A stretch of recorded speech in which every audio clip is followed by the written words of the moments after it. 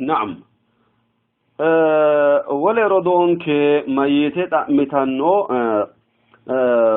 رمضانو جدو ويم صومو جدو هنينا باللبو أنغان مرينكرو منده فلتوها اكيرو صومين كبأنوني يتي تأمتيو منده فلاسي مكيناتني صومو ديباو باللبو أنغان كنومرو لكان كنومرو أي بيچينو اكو munde fulase ekki mikinatinni tsomu diba sananni sennan keno tsomu diba tsomu ba'anno yitanno ulama'oti fuqaha'oti mamichinni ti haade munde fulto ekkiro tsomu ba'anno wudu'u ba'anno yitahu mami abbiteti yinairi taqmu ka'ata maira tenne taqmorodo anke kaysino konni albanni coy'nanna macishiteti halale hono coyti mami daennati konni hasambannihu yiniha ikkiro نبي صلى الله عليه وسلم أفطر الحاجم والمحجوم حجم السامانشنو حجم السنايسي مانشنو لمنكوس ومن سترتنو ينوي حجم ما حاجم والمحجوم يا مياتي بيسو تبما ويته تبو هيران ويته bisu giddonni hijamina ricino munde afuni goshonshe fushina konne affinote hakime lo ake manna tibameo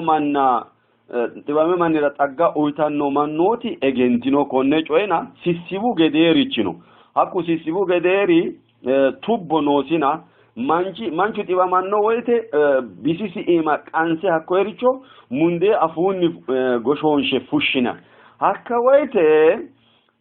ate munde goshonshe fusha hono munde fultusi manchino lamunku afattarino tsomin sabaino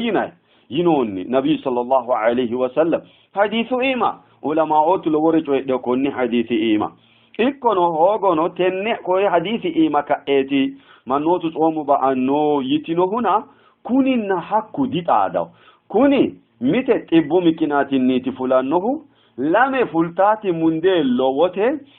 safe shari'u higge dagginosi خلاص أفطر الصائم حاجم والمحجوم shari'u higge dagginosi maera fillagootesi ni badheeti assannohu angasi munde murama manni lekkasi gufichu ganennasi mundaanno manni di fillagodi hasireti assannohu agatame badikki daanno coyetina hakko manchi bate afa here monde giddosinni fushino hura soomikki ba'anno yinais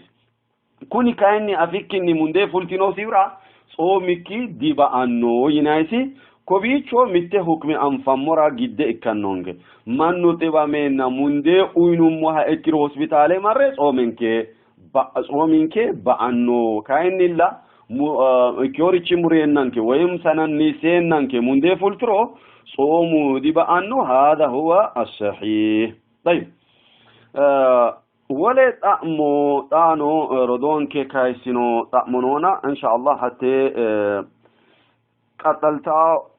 قولته ونعلم بإذن المولى